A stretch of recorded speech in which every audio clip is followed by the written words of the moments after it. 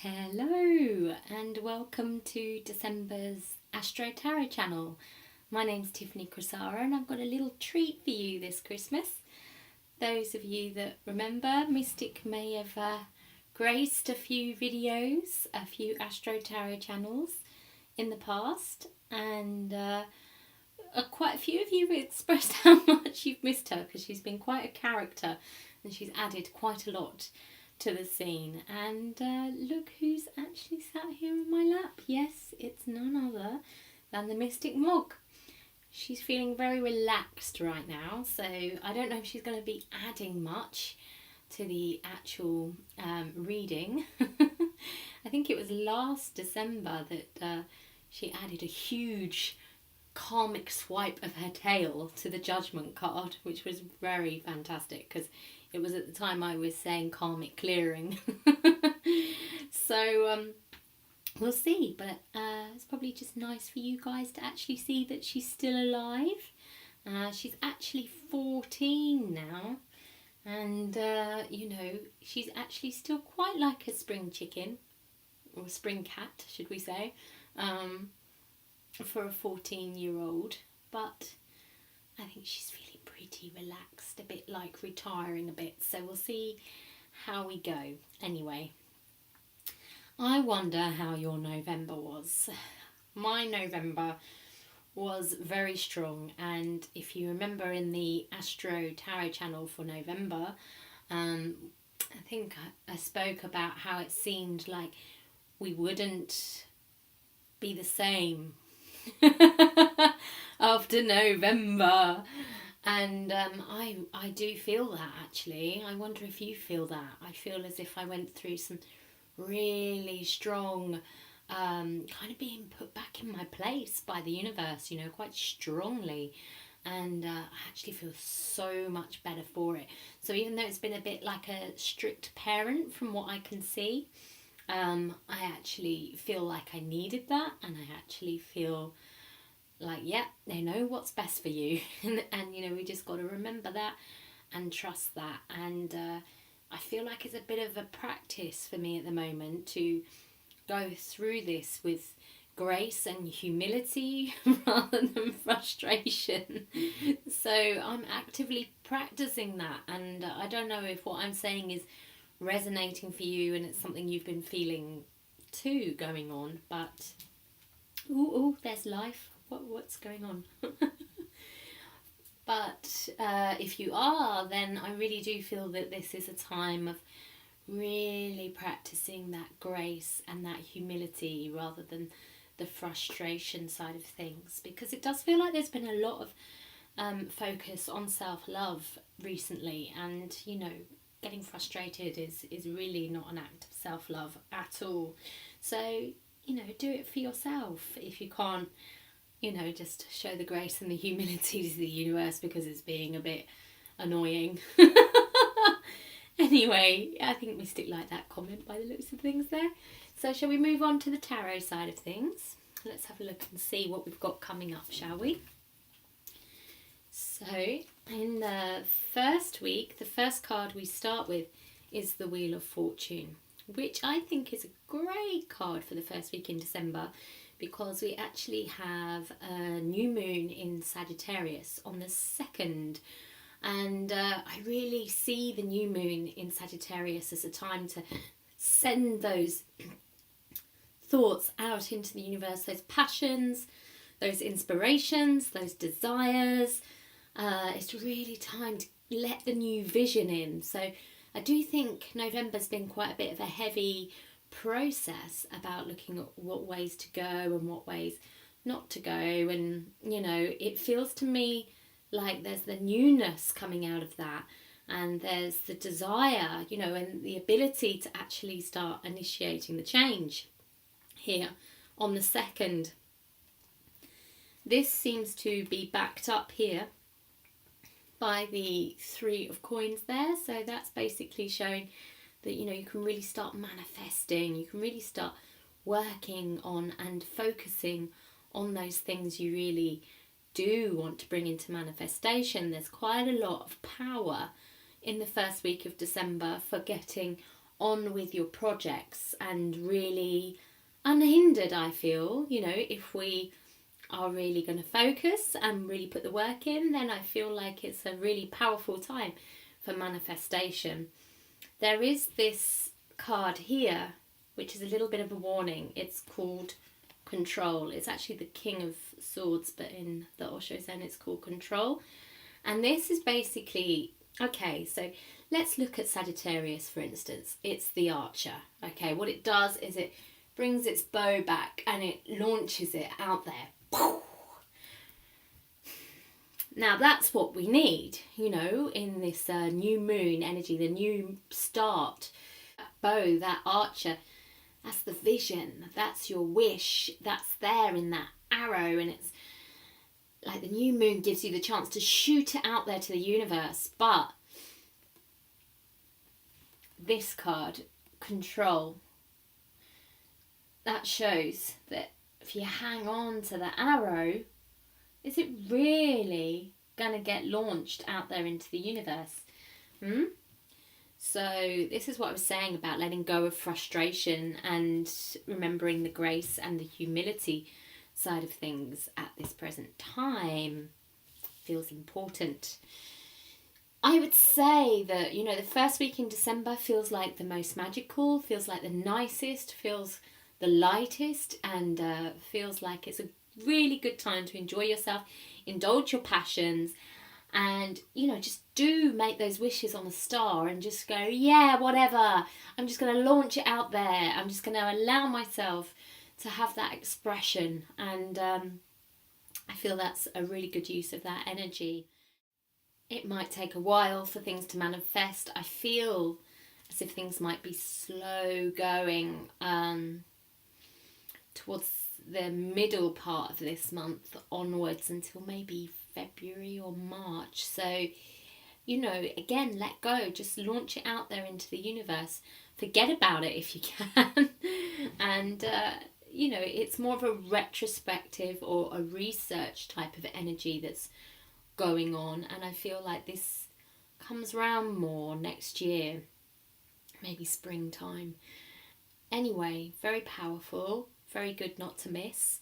And especially as Mercury is also going into Sagittarius 2 days after the new moon. Mercury in the tarot is the magician. So again, you can see that magic quality.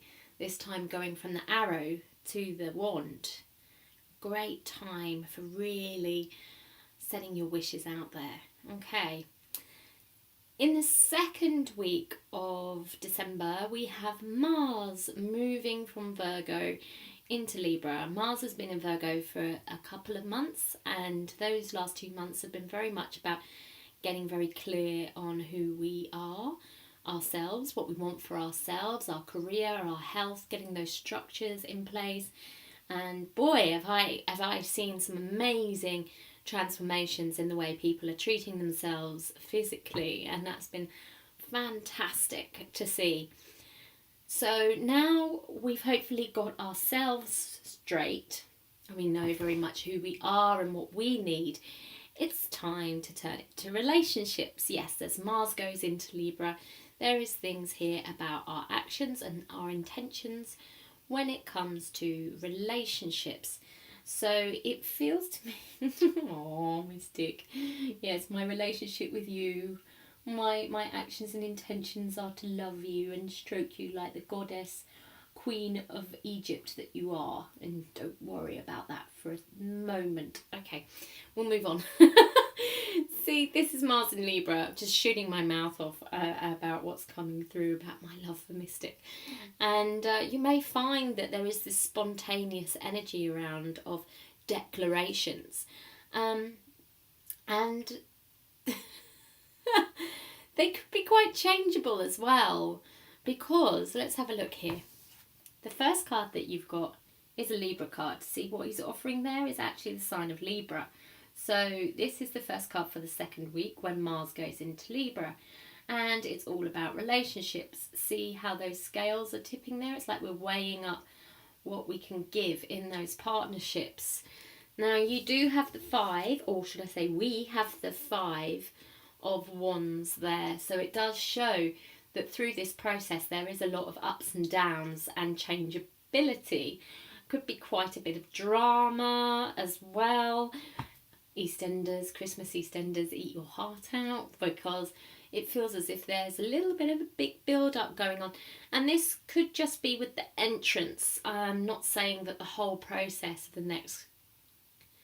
how long is it in there? Probably a couple of months, maybe more. I can't remember, but I'm not saying the whole time's going to be like this, but there is a kind of instant fiery energy, I feel, or burst here in the second week of December. So you could learn a lot from this process, because we've got the Innocence card here, which is actually also the Sun in the tarot. So this does show the amount of fire that's going on, and Mars is a very fiery planet as well.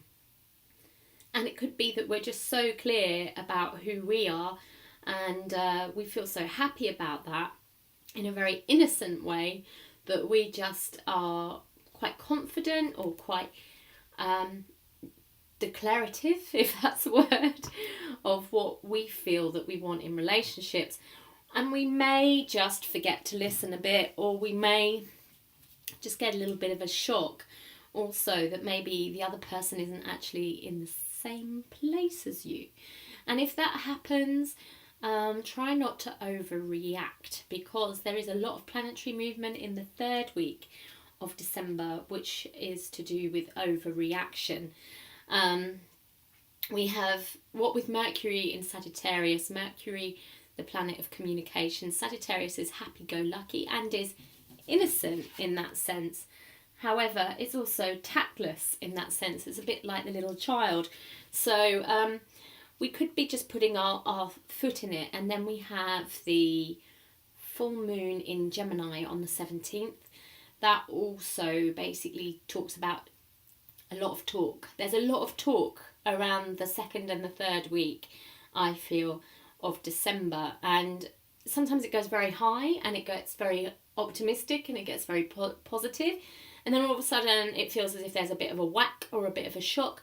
We've also got Aries, Uranus going direct in Aries at that time. So it just feels as if there could be some sudden explosions and sudden kind of wake-up calls and sudden kind of, oh, it's not the way I thought it was. Shocks to our confidence. There's also Jupiter making a tricky aspect to Neptune on the time, around the time of the full moon in Gemini. So there's a lot here about things being blown out of proportion and getting confused easily. Now, when we look at it with the tarot, what we have here in the first card for the third week, we have things to do with the past. And, you know, again, there's a very childlike quality coming through, and that started to come through from the end of the second week. So it feels to me as if there's something here about our inner child and, you know, maybe feeling quite childlike and playful, which is really nice on one hand, and maybe feeling quite vulnerable on the other hand, feeling like we need to protect ourselves, and also maybe feeling a bit naive or a bit gullible. All of these things can basically come up from that. But generally speaking, it feels quite nice. Although there might be things to do with confusion, there is a lot here to do with good, open-hearted intention. And, you know, with that kind of innocent intention, then how wrong can we really go?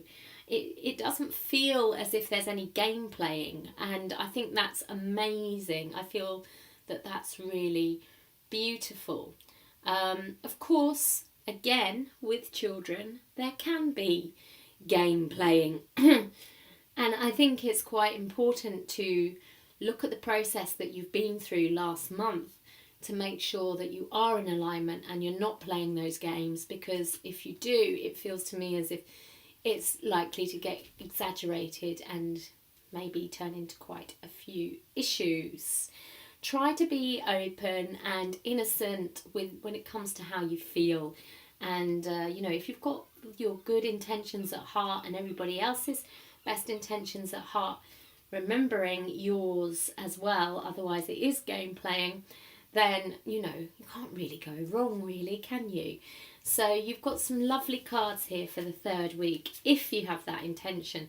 There's a little bit of a warning always with the cards, so, you know, it's just a double-sided thing, just to get that neutral perspective. So the Knight of Cups here is talking about opening your heart and, you know, maybe letting things out from the past. Maybe there's things you haven't said to someone, and, you know, maybe this is something that's been going on for years. Maybe it's time just to kind of let that outpouring happen in quite a beautiful, innocent, refreshing manner. You never know what could actually happen from that, as you've got here the Page of Pentacles, which is actually adventure in the Osho Zen. So this is actually saying, you know, wow, it's amazing. You know, when we dare to be open, when we dare to share, it's incredible the amount of adventure and learning that comes from that. The relationships that transform, yourself transforms, the world transforms.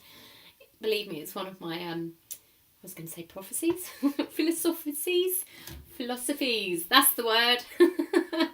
Okay, right, let's move on. So then we have the fourth week in December. Now this is obviously Christmas time, and I'm sorry I am not sat here in a Santa hat. I realised earlier today that this was the only day I had to do before the 1st of December that I could do this Astro Tarot channel report. And I have to say, even though Christmas would have been a month ago yesterday, I haven't even really begun to think about it. So I'm feeling surprisingly unfestive, and as festive as it gets feels to me like it may well be the first 1, 2, 3 weeks in December. The actual Christmas week to me doesn't actually feel that festive. Now obviously it's what you make it, but we have the first card here shows the Venus symbol, and Venus actually goes retrograde in Capricorn, which is this earthy type energy here, and it goes retrograde on the 21st, on the solstice. So the day when the light starts to return, Venus actually goes retrograde. So what does this mean? Well, Venus has been in Capricorn for maybe a couple of weeks or so. It's recently moved in there, and it's very much about getting serious about what we want to work at in terms of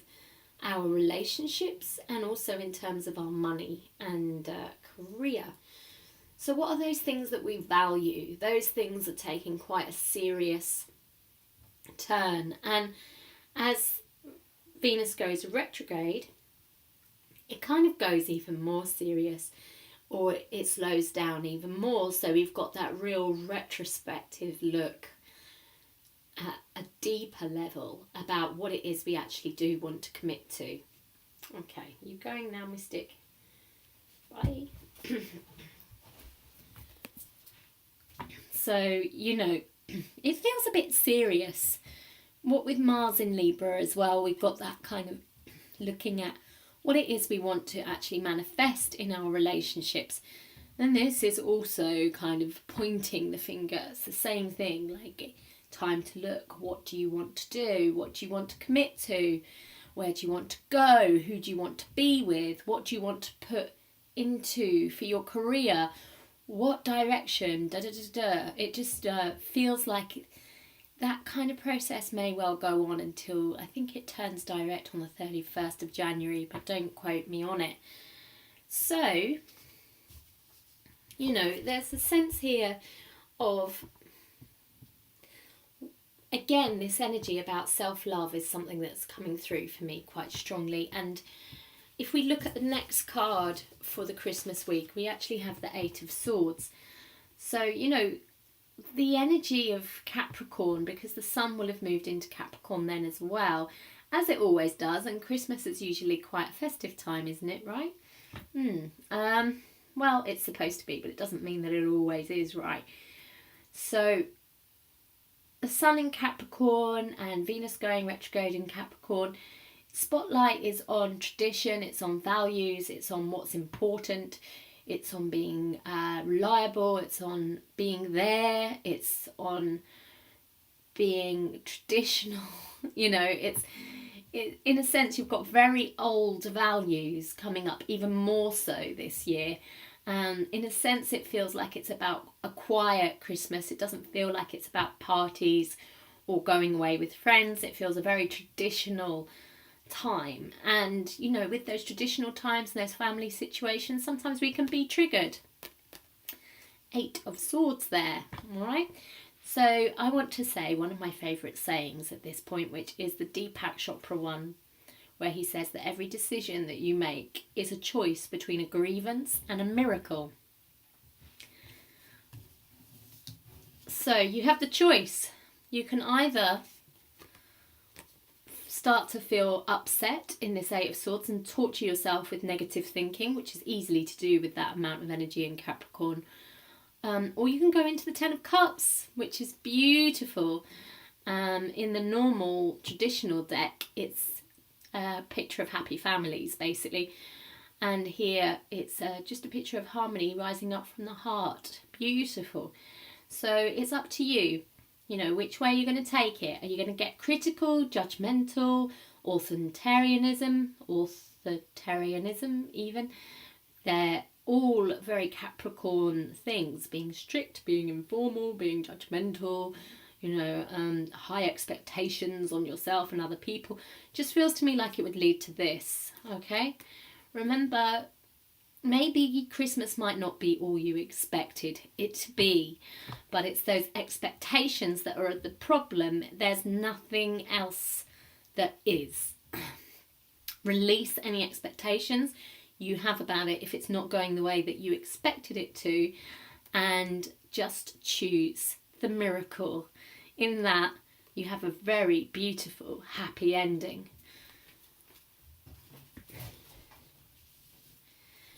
So the general for December 2013 is that we're all learning about being open-hearted. I feel that this open-hearted card is something that was really triggered last month through the process of November, and I'm really pleased to see that it's not shutting down. It seems to be determined to stay open, which is beautiful. The thing with staying open with an open heart, and the reason that it's challenging, is because sometimes it hurts, okay? And you have this here with the 3 of Swords. So it's saying that, you know, sometimes you're going to feel amazing because your heart is so open, and sometimes you're going to feel the pain because your heart is so open. But that's the only way to feel. It's the only way to know that you're alive. And really, do you want to go through all that work in opening again by closing it again? I don't think so, you know. So what you have here shows if you just make the choice to participate with all the colours in life, and everybody who's a part of your life, no matter what they bring to your life, if you can do that, then it feels to me like you've made progress in the year 2013. And I say it like that because that's what this year has been about, numerologically speaking. In 2012, we had the chaos year, we had the breakdown, we had the change, and that's because it added up to a 5, and 5 represent that change point. 6 is about progression. It's about moving forward. And I don't know about you, but when I started this year, I felt like, right, January, I'm going to change everything, and it's going to be an incredibly fast year. And it wasn't until July that everything started to click into place for me. And actually, a lot's gone by the wayside. I was just thinking the other day, a lot has ended this year. And it's been a slower process than I first originally thought. With 2013, I had this real feeling of excitement at this time at the end of last year, at the promise of how 2013 felt. It felt exciting, and a lot of people I spoke to also said that they felt that exciting thing, but then everybody seemed to feel like nothing was really getting going until the summer, which was incredible for energies. And in a way, it feels like maybe only 6 months of that excitement has been done.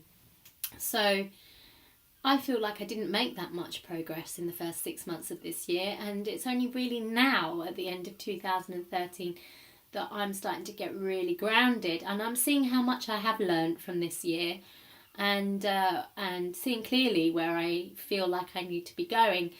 But there's still so much more, isn't there? Always. So if you feel like you haven't made that much progress this year, then, you know, just realise it's only a year, it's only a number, and actually maybe look back at all the things that have changed and what you have learnt, and maybe it's just not what you expected, and doesn't mean that it's not useful to actually take on board. In fact, it's probably even more useful. So I would say, if you're going to give yourself a Christmas present this year, it's to look back and make a list of all the things that you have learned this year, all the things that have changed, and who you are now, and what that means for your intentions with your relationships and your career for next year. Okay. Much love and light to you, and have an amazing festive period, and I will see you in 2014. Bye for now.